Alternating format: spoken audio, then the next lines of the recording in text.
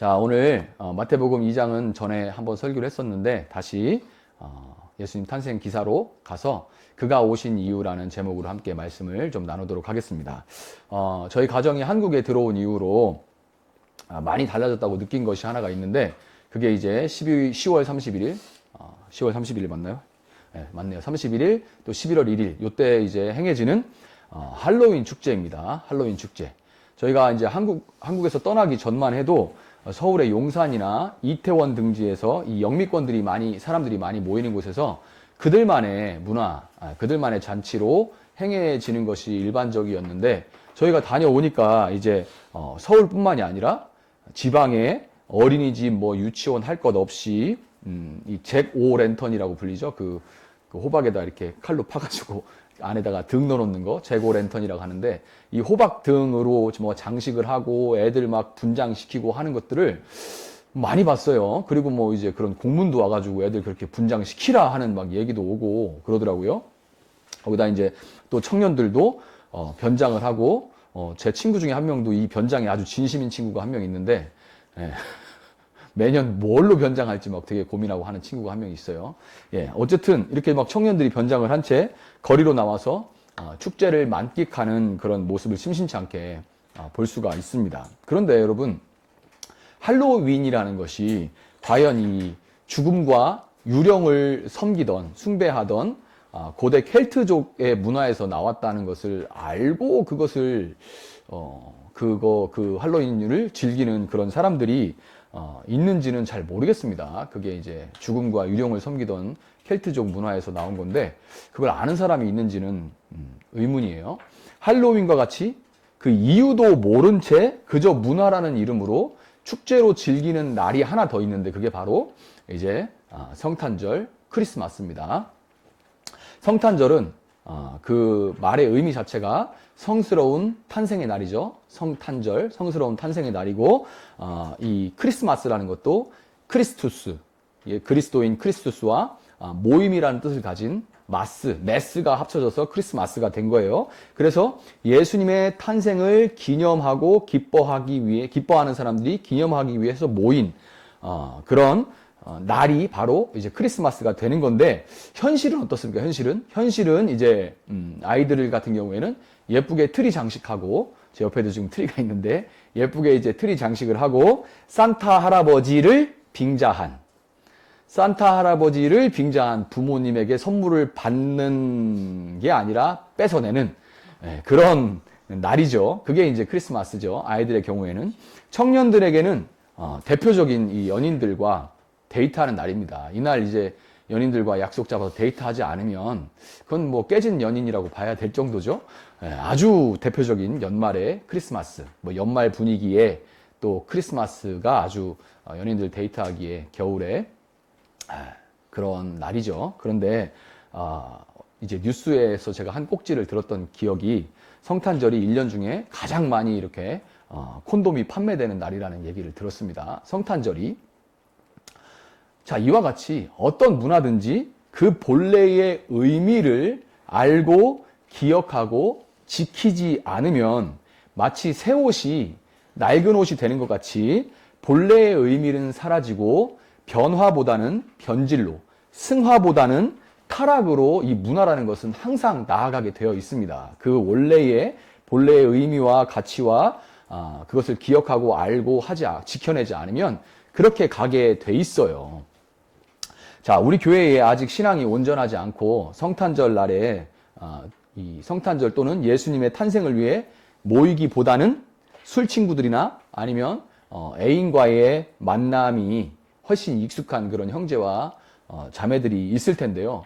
뭐라 할 마음은 전혀 없습니다. 왜냐하면 저도 어머니를 따라서 교회를 꽤 오래 다녔었는데 20대 초반까지 꽤 오래 이제 다녔는데도 불구하고 예수님을 인격적으로 만나기 전까지는 그런 청년들과 전혀 다른 게 없는 그런 시절을 보냈기 때문에 뭐라 할 생각은 없습니다. 그러나 우리가 이제 오늘 본문을 보면 성탄절에 첫 성탄에 다른 어떤 것도 아니고 다른 누구도 아닌 다른 누구도 아닌 예수님 앞에 모인 사람들을 한번 볼 필요가 있어요. 첫 성탄에 예수님 앞에 모인 사람들이 있습니다. 다른 어떤 곳으로도 가지 않고 다른 어떤 누구와도 만나지 않고 예수님 앞으로 간 사람들이 있습니다. 코로나19의 재확산, 이 오미크론 변이로 인한 확산으로 인해서 소란했던 세상이 잠잠해지고 그 어느 해보다 고요한 밤 거룩한 밤이라는 찬양이 맞아떨어지는 그런 성탄절 이 기간이 되었죠. 자, 이제 오늘 그런 기간에 오늘은 고요했던 그날 밤 예수님의 탄생을 기뻐하면서 그 앞에 모인 사람들을 통해서 변질되기 이전에 성탄의 진정한 의미, 예수님이 이 땅에 오신 이유에 대해서 우리가 한번 살펴보도록 하겠습니다. 오늘 본문에 이제 박사들이 등장하는데요. 오늘 본문에 등장하는 일명 동방박사라고 하죠. 왜냐하면 동쪽에서 왔다고 하니까 박사들인데 이 동쪽이라는 것은 별이 뜨는 곳, 고대 페르시아 제국을 그 지역을 이제 동방이라고 부릅니다. 이 동방 고대 페르시아 쪽에서 왕의 별을 보고 먼 길을 찾아온 사람들이 바로 이 박사들이에요. 왕을 찾아서 박사들이 처음에 이 유대 땅에 왔을 때는 왕을 찾아왔으니까 왕이 나실 만한 곳인 왕궁으로 처음에 갔습니다. 예루살렘 왕궁으로 들어갔는데 그들은 그곳에서 왕을 만날 수가 없었어요. 진정한 왕을, 헤롯이 있긴 했지만 진정한 왕을 그들은 만날 수가 없었습니다. 그래서 다시 길을 떠나서 마침내 베들레헴의 한 헛간에서 짐승의 먹이통 위에 눕혀진 한 아이를 만나 그 앞에 절하고 오랫동안 챙겨서 가져왔던 그 예물, 황금과 유향과 모략을 보배 합을 열어서 꺼내서 그 왕 앞에, 그 아이 앞에 엎드려 절하면서 이 땅의 진정한 왕 중의 왕이 나심을 그들은 기뻐했습니다. 자, 여기서 이제 잠깐 퀴즈를 낼게요. 동방박사는 몇 명이었을까요, 여러분? 네. 자, 여기 있는 3명의 주일학교 청소년부 1명과 2명의 주일학교 학생 중에 1명이 지금 3이라고 손가락을 내밀었는데 여러분들 중에서 그렇게 대답하는 사람들이 있을 겁니다. 틀렸죠? 틀렸습니다. 예, 틀렸습니다. 자, 이 예물이 3개라서 3명이었을 거다. 이렇게 주일학교스러운 답을 하시는 분들이 지금 어른들 중에서도 속으로 그렇게 생각하고서 아닌가? 이렇게 생각하는 분들이 있을 텐데 이 예물들은 예수님이 이 땅에 오신 그 이유를 설명하기 위한 상징적인 장치일 뿐이지 꼭 이 한 사람당 하나의 예물을 가져왔다 이렇게 말할 수는 없는 겁니다. 꼭 예수님의 이제 우편에 달린 이제 우편 강도라고 주장하는 분들, 낙원에 간 사람이 우편에 달린 강도라고 그렇게 주장하는 분들이 있고 또 예수님의 그 동방박사는 꼭 3명이라고 주장하는 분들이 있어요. 이게 어렸을 때부터 성경을 읽지 않고 그냥 그대로 그런가 보다 하니까 그냥 그렇게 고정관념이 되는 겁니다. 예수님이 우편인지 외편인지는 성경에 안 나와요. 그냥 한쪽 편 강도라고 나옵니다. 이런 식인 거예요. 자, 뭐 중요한 건 아니지만 3명은 아니라는 거예요. 자, 동방박사들이라는 사람들이 천문과 점성술에 굉장히 능한 사람들이었고 지금은 그거는 타로카드, 타로점이나 천문 점 볼 때나 쓰는 거지만 그러나 그 시절에는 왕이 정책을 입안하고 결정하는 데 있어서 이 점성가들, 천문학자들을 굉장히 중용할 정도로 높은 직책을 가지고 있는 사람들이었습니다. 그리고 학식에도 조예가 깊었어요. 그 별들의 별자리 움직임들을 다 봐야 되니까요. 그런 사람들이 이제 그 자기들이 있던 곳을 떠나서 별을 보고 먼 길을 떠나는데 고대에는 지금도 그렇지만 안전이 보장되지 않죠. 그렇기 때문에 먼 길을 오고 있는 그들은 아마도 많은 낙타들도 지치기 때문에 낙타를 갈아타야 되기 때문에 낙타들도 몇 마리를 끌고 오고 그 낙타를 끌고 이렇게 돌볼 사람들도 오고 짐꾼들도 오고 또 그들을 보호할 호위 무사들도 오겠죠. 그 정도 직책을 가진 사람들이 그냥 셋이서 가자 그러고 말 3마리 끌고 오는 게 아닙니다. 지금으로 그렇게 생각하면 안 돼요. KTX 타고 쭉 갈 수 있는 그런 길이 아닙니다. 자, 이렇게 꽤 규모가 있는, 그래서 그 정도 규모가 헤롯 궁전에 들어가니까 궁전 전체가 이게 뭔 일이야? 왜 대국에서 이 사람들이 소문도 없이 무슨 기별도 없이 이렇게 찾아왔는가 해서 소란이 일 정도로, 거기다 또 왕 앞에 와서 우리가 왕을 찾으러 왔나이다. 그러면 이거 나라를 전복시키겠다는 얘기잖아요. 그러니까 굉장히 놀랄 정도죠. 놀랄 수밖에 없는 그런 상황이 일어난 거예요. 꽤 큰 규모와 위용을 자랑하는 그런 무리였을 겁니다. 아주 크진 않아도 어느 정도는 규모를 갖춘 그런 그룹이었을 거예요. 자, 높은 지위와 학식을 가진 박사들과 그들과 함께한 그 무리들이 모두 왕궁을 떠나 헛간 짐승의 먹이통에 누워있는 그 아기에게 엎드려 절하는 모습. 여러분 한번 상상해 보세요. 그러면 이 상상하는 것만으로도 가슴이 뭉클해집니다. 가슴이 뭉클해지고 웅장해지는데, 그렇다면 과연 그들이 예수님 앞에 드린 이 선물들이 예수님이 오신 이유에 대해서 무엇을 어떻게 말해주고 있는 걸까요? 자, 먼저 그들이 드린 선물 첫 번째가 뭐냐면 황금이죠. 황금.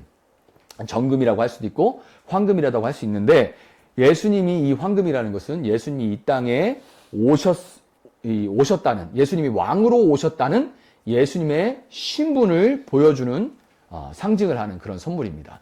예수님이 이 땅에 왕 중에 왕으로 오셨다는 예수님의 신분, 예수님의 정체성을 보여주는 그런 역할을 하는 상징적인 선물이에요. 동방박사들이 떠나온 그 나라에도 왕이 있었고, 이 유대 땅에도 이미 왕이 있었는데, 그들이 먼 나라에 한 작은 마을에서 태어나 황금빛이 번쩍번쩍하는 그런 옷이 아니라 강보, 이런 거친 천에 쌓여서 둘둘 말라, 애기들 막 태어나면 막 뚫뚫뚫 감아놓잖아요. 꼼짝보다 이렇게 감아놓는 그 강보에 쌓인 그 아기에게 절하면서 황금을 드린 것은 그 왕이 권세와 재력으로, 부와 권세로 다스리는 일반적인 그런 왕이 아니라는 걸 보여주는 겁니다. 일반적인 그런 왕이 아니라는 걸 보여주는 거예요. 자, 일반적인 왕들과는 다른 왕이 태어났다는 것은 사실 이 동방박사들 이전에 동방박사들이 처음 아기 예수 앞에 경배한 건 아닙니다. 맨 처음에 온 무리는 따로 있어요. 맨 처음에 예수님의 탄생을 축하하기 위해 찾아온 첫 번째 방문자들이 잘 보여줍니다. 이 예수님이 일반적인 왕이 아니라는 사실을 잘 보여줘요. 그들이 누구냐면 바로 누가복음 2장에 등장하는 목자들입니다. 누가복음 2장에 등장하는 목자들이 예수님을 처음 방문한 사람들이에요. 목자들은 밤에 베들레헴 마을 밖에 머물고 있다가 천사들이 그들을 찾아와서 예수님이 탄생했다는 소식을 그 목자들에게 전해줍니다. 성탄의 기쁜 소식을 그들은 천사들에게 들은 다음에 이제 너희가 강보에 쌓여 구유에 누인 아기를 볼 것이니, 이렇게 천사가 말을 해주니까 이제 베들레헴 마을에 들어가서 오늘 태어난 아기, 오늘 방금 태어나서 이제 강보에 쌓여서 이제 짐승의 먹이통에 누인 아기가 어디 있나 막 찾으러 다녔겠다, 수소문을 하면서. 그래서 마침내 이제 발견을 했습니다. 발견을 하고 천사들이 그들에게 전해준 소식을 그 예수님의 어머니와 그 마리아와 요셉에게 그대로 전해줘요. 자, 여러분, 그렇다면 왜 천사는 그 많은 사람들 가운데 왕 중에 왕이 나신 그 놀라운 소식을 하필이면 목동들에게 가장 먼저 알려줬을까요? 박사들도 왔지만 박사들 이전에 목자들이 먼저 왔는데 왜 하필이면 맨 처음 목자들이 와서 그 왕 중에 왕으로 오신 아기 예수 앞에 절했을까요? 그 소식을 듣고 와서 절했을까요?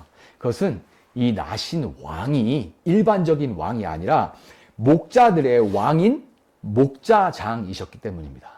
이 왕이 그냥 일반적인 왕이 아니라 목자들의 왕인 목자장으로 이 땅에 오셨기 때문에 목자에게 처음 소식이 간 거예요. 베드로전서 4장 3절에 4절 보면, 베드로전서 4장 3절 4절에서 이 사도 베드로는 교회 리더들에게 이렇게 말합니다. 사도 베드로가 맡은 자들에게 주장하는 자세를 하지 말고 양무리의 본이 되라. 그리하면 목자장이 나타나실 때에 시들지 않는 영광의 관을 얻으리라. 아멘. 이렇게 말해요. 누가 온다 그래요?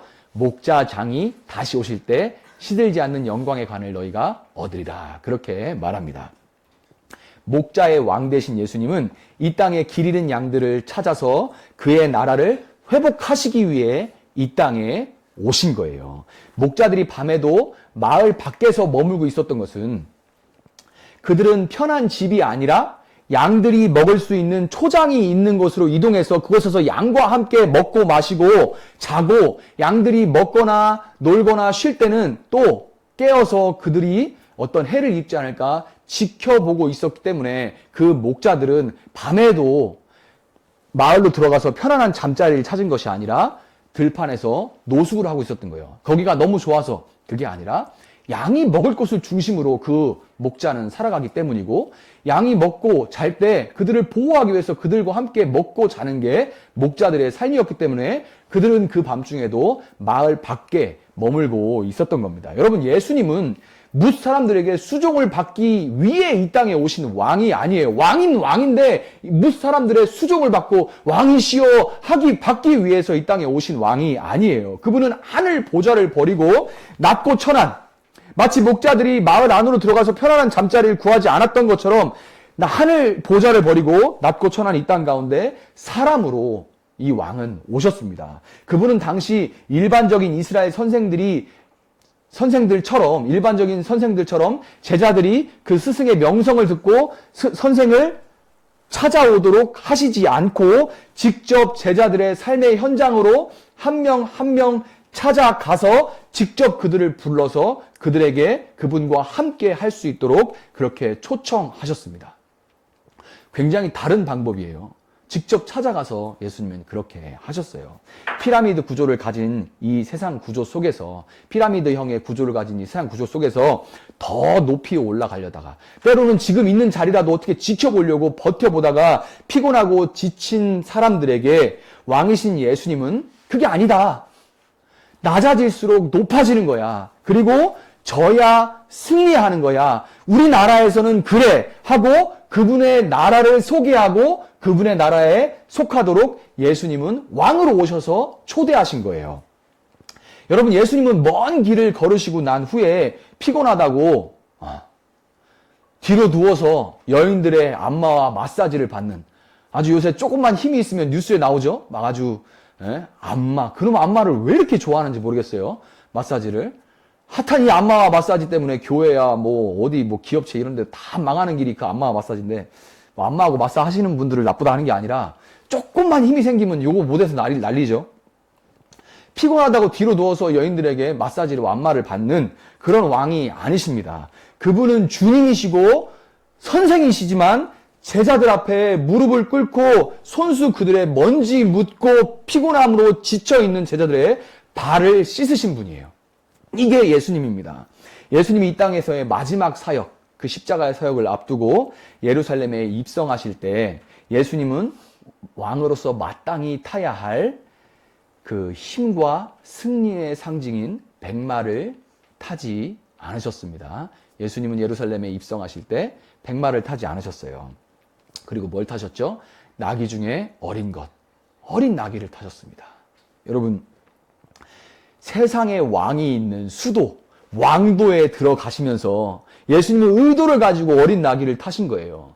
왕도에 들어가면서 백마를 타지 않으시고 이 어린 나귀를 타신 것은 그분의 나라에서는 낮아져서 어린 자를 섬기는 자가 큰 자라는 것을 예수님은 몸소 보여주신 겁니다. 제국의 심장에다가 이것이 큰 자다. 우리나라에서는 이것이, 나의 나라에서는 이렇게 하는 자가 큰 자다라고 직접 몸소 보여주신 거예요.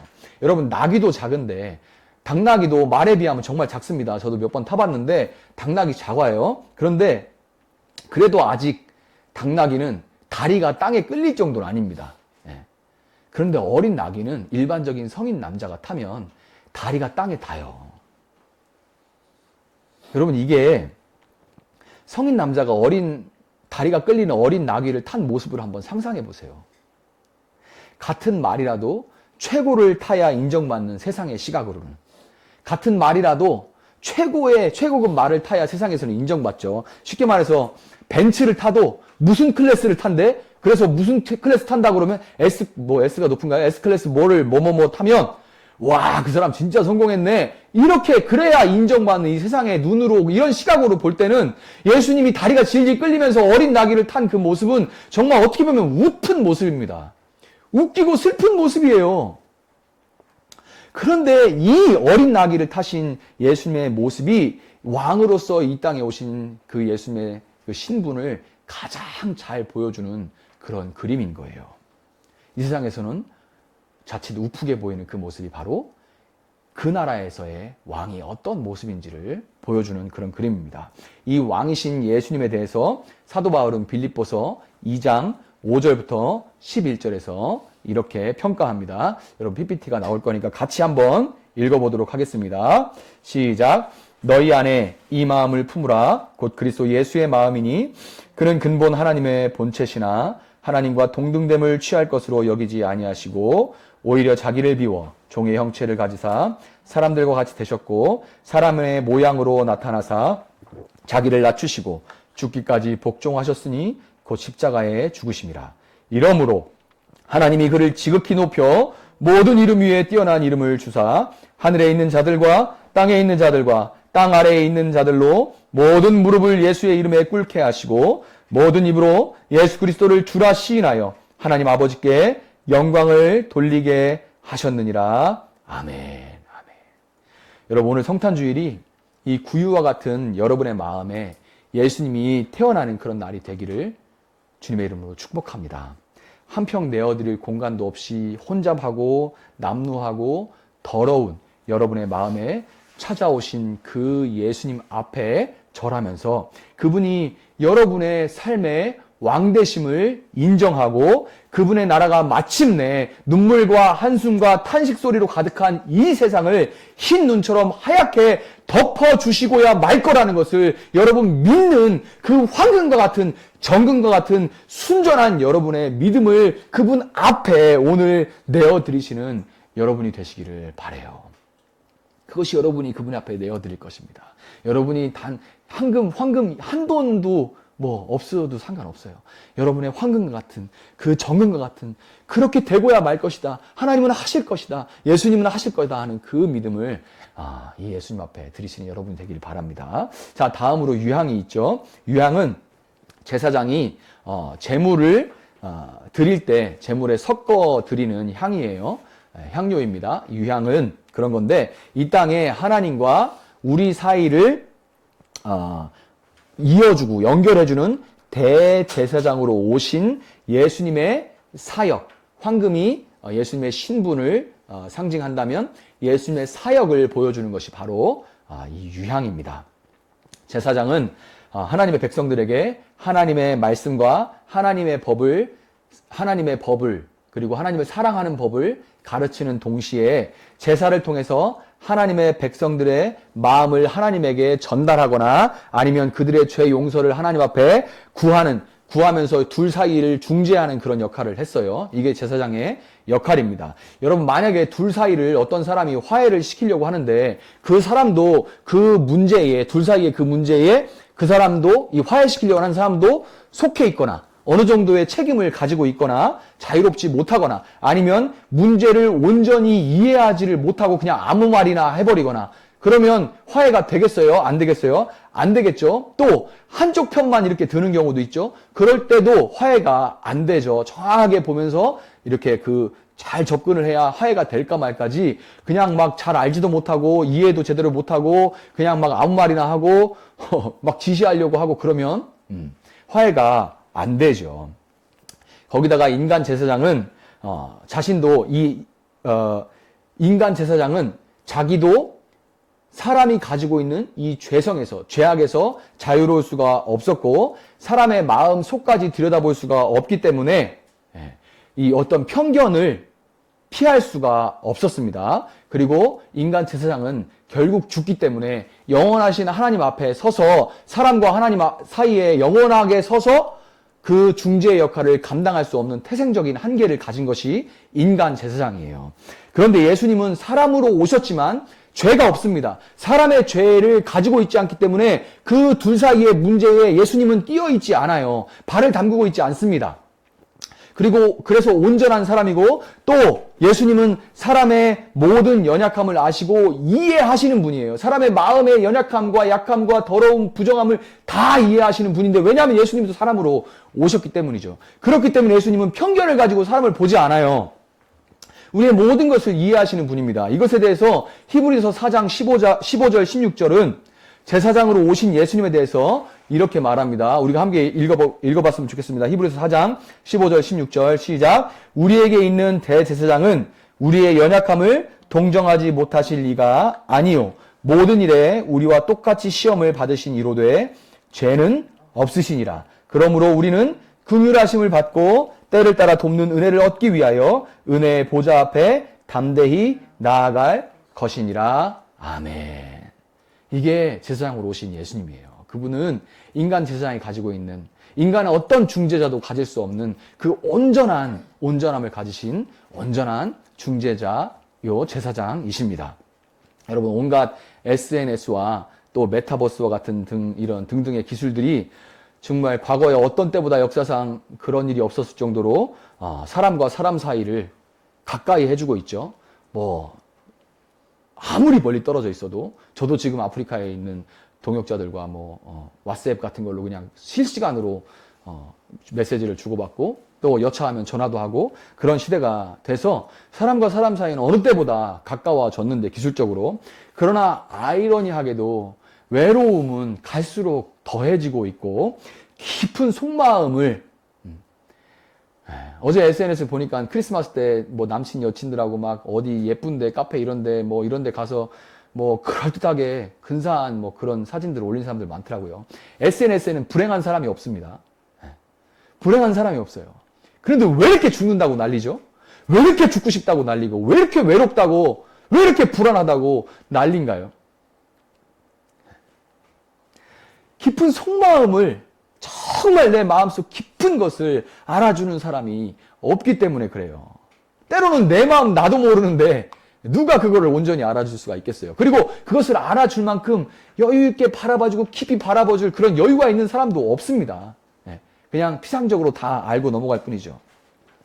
이렇게 깊은 속마음을 터놓을 곳이 없어서 우울함으로 몸부림하는 사람들은 자꾸만 늘어나고 있는데요. 예수님은 우리의 모든 마음과 사정과 처지와 형편을 다 아시고 우리의 연약함으로 인한 부정함들을 다 이해하십니다. 우리가 조용히 잠잠히 때로는 답답함 때문에 막 소리를 치면서 마음의 깊은 것들 은밀한 것들을 그분 앞에 내어놓으면 언제든지 내어놓으면 그분은 영원히 변함없이 우리와 하나님 사이에 서서 우리에게 하나님을 사랑하는 방법을 그리고 하나님을 신뢰하는 끝까지 신뢰하는 법을 그분은 잠잠히 가르쳐 주시고 우리의 모든 부정함과 눈물을 씻어 주신다는 걸 여러분 믿으시고 유향을 드린 이런 박사들처럼 예수님의 이름으로 하나님 앞에 향기로운 기도를 오늘 올려드리는 여러분들이 되시기를 축복합니다. 자, 마지막으로 이제 모략이 있죠. 마지막으로 모략이 있는데요. 이 모략이라는 것은 몰핀하고 좀 비슷해요. 이제 아주 말기 암 환자나 고통이 극심할 때 병원에서 허락된 아편으로 몰핀을 주죠. 이와 마찬가지로 모략도 마취, 나름 강력한 마취 효과를 가지고 있습니다. 그래서 이것을 모략을 포도주에 같은 것에 타서 십자가형 같은 극심한 고통을 당하고 있는 그런 죄수들에게 이제 죄수의 입을 축여주기도 하고요. 모략을 포도주에 타서 그다음에 또 모략은 동시에 죽은 자들의 몸에 발라서 썩는 냄새와 부패가 급속하게 부패되는 것을 방지하는 데 쓰였던 그런 향료입니다. 이게 모략이에요. 고급 향료인데 이 모략은 예수님의 죽으심과 부활을 상징하는 역할을 합니다. 동방박사들이 그분의 예물로 드렸던 그들은 그것을 몰랐겠죠. 그들은 그것이 귀한 향료이기 때문에 그때 가장 귀한 향료와 황금은 말할 것도 없고 그렇기 때문에 드린 거지만 이 예물들은 그 상징을 감당하게 된 겁니다. 여러분 로마의 병사 하나가 창에 스펀지를 꿰어서 창으로 스펀지를 꿰서 툭 찔러가지고 그 다음에 이제 그 포도주 모략탄 포도주를 적셔서 십자가 위에 달린 예수님에게 이렇게 해서 그 입을 죽여주려고 했어요. 죽여주려고 너무 고통스러워하니까 마비도 좀 되고 좀 목마른 것도 좀 가실 수 있도록 입술을 이렇게 죽여주려고 하니까 예수님이 어떻게 하신지 아십니까? 예수님은 그 그렇게 해주는 병사로부터 고개를 돌리십니다.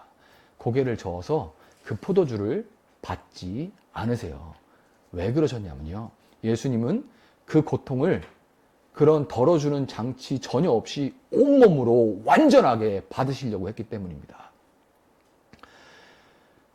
극심한 탈수와 또 과다출혈로 인해서 피는 빠져나가는데 매달려 있으니까 과다출혈이 된 상태에서 계속 매달려 있고 탈수가 진행되니까 어떻게 해요? 심장은 피가 부족하니까 더 빨리 뛰고 세게 뛰고 그러다 보니까 나중에 심장이 파열되는 상태까지 나가는, 어떻게 그런데 아프면 우리가 몸이라도 막 비틀겠는데 꼼짝도 못하게 못이 박혀 있는 그 상태로 그 고통을 온몸으로 포도주를 받지 않으신 채로 다 당하시려고 예수님은 그렇게 의지를 가지고 하셨는데, 여러분 성경은 왜 예수님이 그렇게까지 하셔야만 했는지 그 이유를 예수님이 오시기 전인 약 700여 년 전, 예수님이 오시기 700여 년 전에 이 땅에서 활동했던 이사야 선지자를 통해서 이렇게 말합니다. 제가 이 구절은 제가 23살 때 성경을 혼자 읽다가 영국에서 혼자 성경을 이제 읽어 나가다가 제 마음에 예수님이 최초로 성탄하셨던 그 말씀이에요. 쭉 읽어 나가다가 이 구절에 닿았을 때, 저는 그때 성경을 제대로 알지도 못할 때입니다. 근데 쭉 읽어 나가다가 이 구절을 읽을 때 지금도 이 구절만 가면 가슴이 두근두근 거려요. 일이 날 것 같은 그런 마음이 막 듭니다. 이 구절이 그런 구절이에요. 제 마음에 예수님이 처음 성탄하셨던 그 말씀. 이사야서 53장 4절부터 10절을 우리가 이제 함께 읽을 건데, 여러분 여기에는 우리라는 단어가 여러 차례 나옵니다. 우리라는 단어가 나올 때마다 자기 이름으로 넣어서, 저라면 이용수라고 하겠죠. 그 자기 이름을 넣어서 한번 읽어봤으면 좋겠습니다. PPT를 보면서 우리 시간 함께 우리의 자기 이름을 넣어서 한번 읽어보도록 하겠습니다. 이사야서 53장 4절부터 10절입니다. 시작. 그는 실로 이용수의 질고를 지고 이용수의 슬픔을 당하였거늘 이용수는 생각하기를 그는 징벌을 받아 하나님께 맞으며 고난을 당한다 하였노라. 그가 찔림은 이용수의 허물 때문이요 그가 상함은 이용수의 죄악 때문이라. 그가 징계를 받음으로 이용수는 평화를 누리고 그가 채찍에 맞음으로 이용수는 나음을 받았도다. 이용수는 양 같아서 그릇 향하여 각기 제 길로 갔거늘 여호와께서는 이용수의 죄악을 그에게 담당시키셨도다. 그가 곤욕을 당하여 괴로울 때에도 그의 입을 열지 아니하였으며 마치 도수장으로 끌려가는 어린 양과 털 깎는 자 앞에서 잠잠한 양같이 그의 입을 열지 아니하였도다. 그는 곤욕과 신문을 당하고 끌려갔으나 그 세대 중에 누가 생각하기를 그가 살아있는 자들의 땅에서 끊어짐은 마땅히 형벌받을 내 백성의 허물 때문이라 하였으리요. 그는 강포를 행하지 아니하였고 그의 입에 거짓이 없었으나 그의 무덤이 악인들과 함께 있었으며 그가 죽은 후에 부자와 함께 있었도다. 여호와께서 그에게 상함을 받게 하시기를 원하사 질고를 당하게 하셨은즉 그의 영혼을 속건제물로 드리기에 이르면 그가 씨를 보게 되며 그의 날은 길 것이요 또 그의 손으로 여호와께서 기뻐하시는 뜻을 성취하리로다. 아멘. 아멘. 여러분 이 말씀을 몇 차례 깊이 한번 음미하면서 되새기면서 읽어보시기를 바랍니다. 이 말씀 중에 속건제라는 말이 나오죠. 속건제. 레위기를 새날에서 볼 때 속건제를 여러분 이제 들으셨을 텐데, 속건제는 제사 중에서 내가 저지른 죄를 사죄하는 동시에 그 죄로 인해서 끼친 피해를 보상하는 그런 제사를 속건제라고 부릅니다. 예수님이 십자가에서 돌아가실 때 마지막으로 다 이루었다 이렇게 말씀하십니다. 다 이루었다. 원어로 테텔레스타이라고 되어 있는 이 다 이루었다라는 말은 값을 다 치렀다라는 말이에요. 상업적인 용어로서 값을 다 치렀다는 그런 의미입니다. 예수님이 이렇게 다 이루었다 하고 숨을 거두셨을 때 그것은 그분이 우리를 위해 대신 죽어주시고 흘리신 그 피값으로 인해서 우리의 죄값이 영원히 완전히 배상이 되었다 하는 그런 의미입니다. 우리를 위해서 죽어주신 그분은 시신에 모략을 발라서 부패를 막았듯이 온전한 몸으로 다시금 무덤을 열고 나오셔서 영원한 생명을 우리에게 보여주셨죠. 부활 생명을 우리에게 보여주셨습니다. 그래서 이제 그분이 나를 위해 십자가에 달려 죽었다는 것을 믿는 모든 사람들은 부활하신 그분으로 인해서 죽음을 이긴 영원한 생명을 소유하게 된 거예요.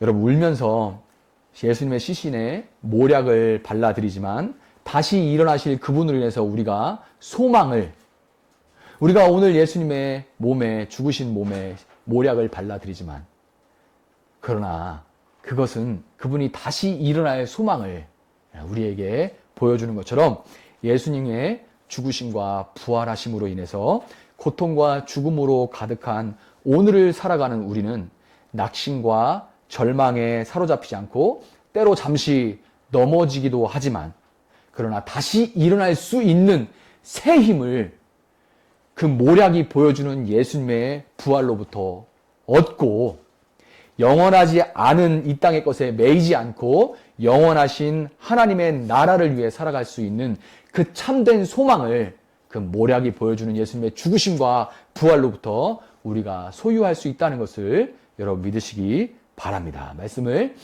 맺도록 하겠습니다. 여러분, 성탄의 기쁨이라는 것은 참으로 역설적입니다. 성탄의 기쁨이라는 것은 참으로 역설적이에요. 여러분, 딸을 시집 보내는 어머니가 눈물을 많이 흘리시죠. 그런데 그 눈물은 희비가 공존하는 역설적인 눈물입니다. 너무 잘 자라서 저렇게 예쁘게 시집가는 그 모습을 보면서 기쁨의 눈물이고, 또 이 아이를 보낸다는, 그리고 또 그 삶이 또 때로는 많이 눈물 짓는 날도 있을 거라는 그것을 생각하면서 희비가 공존하는 그런 눈물이죠. 이와 마찬가지로 우리는 의미를 모르고 그 성탄을 그저 유격으로 들뜬 기쁨의 재료로 써버리는 세상과 다르게 성탄의 참 의미를, 성탄의 참된 의미를 오늘 알게 됐기에 우리는 눈물을 흘리면서도 기뻐할 수 있는 겁니다. 우리는 그 예수님의 태어나심이 얼마나 아픈 태어나심인지를 알기 때문에 눈물을 흘리지만, 그러나 그 탄생이 없다면 우리에게는 아무 소망이 없었다는 것을, 그러나 그분이 탄생하심으로 우리에게 모든 참된 소망이 주어졌다는 것을 알기 때문에 눈물을 흘리며 기뻐할 수 있는 겁니다. 여러분, 예수님의 탄생 소식을 들었던 목자들은 요셉과 마리아에게 먼저 천사들이 전해준 그 소식을 전한 다음에, 그 다음에 이제 양들을 먹이기 위해서 이 초장 저 초장, 이 계곡 저 계곡, 이 마을 저 마을 다니면서 구주의 나심을 그들은 가장 널리 전파한 사람들이 되었습니다. 여러분, 이 땅에 잃어버린 양들을 찾아 목자장에게 돌려드려야 하는 목자로 부름받은 여러분 한 사람 한 사람이 다 목자들이에요. 그리고 여러분의 왕, 여러분의 장은 누구예요? 목자장이신 예수님입니다. 여러분은 이 땅에 잃어버린 양들을 회복해서 예수님께, 목자장에게 돌려야 될 사명을 가진 자들입니다. 여러분, 예수님이 이 땅에 오신 이유를 여러분이 가는 곳마다 눈물 가득한 기쁨으로 전하는 그런 삶으로 황금과 유향과 모략을 예수님 앞에 돌려드리는 그런 여러분의 남은 삶이 될 수 있기를 주님의 이름으로 축복합니다.